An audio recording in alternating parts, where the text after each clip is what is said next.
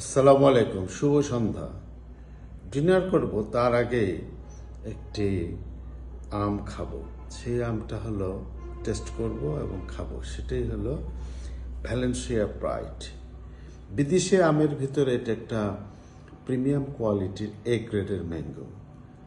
এটা যেমন সাইজ তেমন স্মেল এবং অনেক সুন্দর।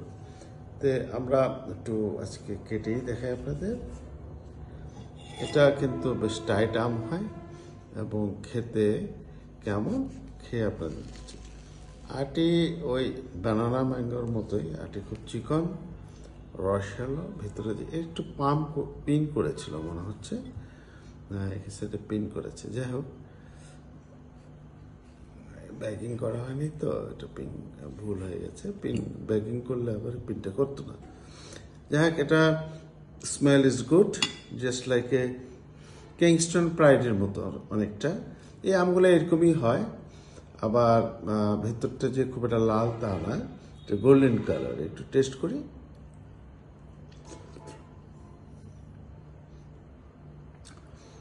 মিষ্টি প্রায় 20-এর কাছাকাছি এবং অনেক রসালো এবং সেন্টেড।